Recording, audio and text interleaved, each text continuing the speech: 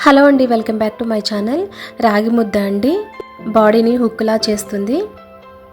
బియ్యాన్ని యూజ్ చేయకుండా చేస్తున్నాను. షుగర్ పేషెంట్స్ కూడా ఈజీగా తినొచ్చు.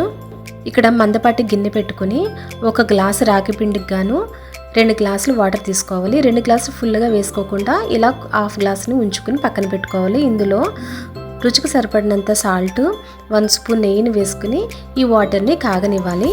ఏ గ్లాస్తో పిండి తీసుకుంటే అదే గ్లాస్తో వాటర్ కూడా తీసుకోవాలి.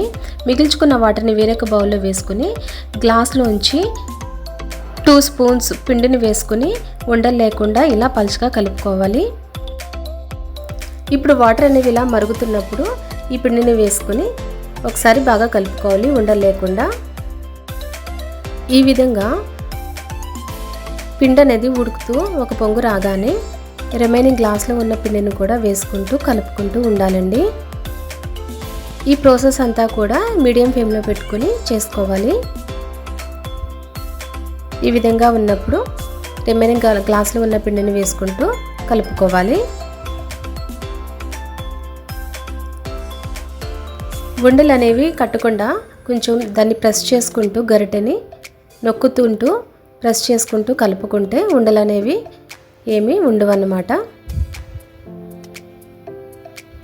చూడండి, ఈ విధంగా కలుపుకున్న తర్వాత మూత పెట్టుకుని 5 నిమిషాల పాటు ఉడికించుకోవాలి. మధ్యలో కలుపుకుంటూ ఉండాలండి, అడుగంటుతుంది, ఒక్కొక్కసారి మాడిపోతుంది. ఈ విధంగా ఉడికిన తర్వాత చూడండి, కరెక్ట్గా మెజర్మెంట్స్తో చేసుకుంటే ఈ విధంగా ఉంటుందన్నమాట. ఇదే కరెక్ట్ పద్ధతి. ఒకసారి బాగా కలుపుకొని ఇప్పుడు మీకు నచ్చితే కనుక ఇంకొంచెం 2 స్పూన్స్ నెయ్యి వేసుకుని కలుపుకుంటే ఇంకా టేస్ట్ ఉంటుంది. డైటింగ్ చేసే వాళ్ళైతే నెయ్యి వితౌట్ నెయ్యి చేసుకోవచ్చండి. బియ్యం యూజ్ చేయలేదు కాబట్టి డైటింగ్కి బాగుంటుంది. ఈ విధంగా బాగా కలుపుకొని స్టవ్ ఆఫ్ చేసుకుని మూత పెట్టుకుని 10 మినిట్స్ అలా మగ్గనివ్వాలి.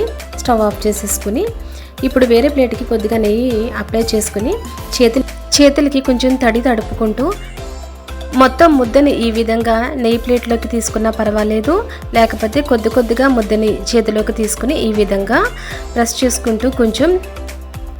చేసుకుంటూ కొంచెం చేతికి తడి తలుపుకుంటూ ఈ విధంగా ముద్దలాగా చేసుకోవాలి. మిగతా పిండిని కూడా ఈ విధంగా గోరువెచ్చగా ఉన్నప్పుడు అంతటిని కూడా చేసుకోవాలండి. వేడివేడిగా సర్వ్ చేసుకుంటేనే బాగుంటుంది. ఈ విధంగా మొత్తం పిండి అంతటిని కూడా ఇలా ముద్దలుగా చేసుకోవాలి. పల్లి చట్నీతో కానీ ఏదైనా వెజ్ కర్రీస్తో కానీ బాగుంటుంది, అలాగే నాన్ వెజ్తో కూడా చాలా బాగుంటుంది. నేనైతే చికెన్ కర్రీతో చేశానండి, చాలా పర్ఫెక్ట్గా ఉంది.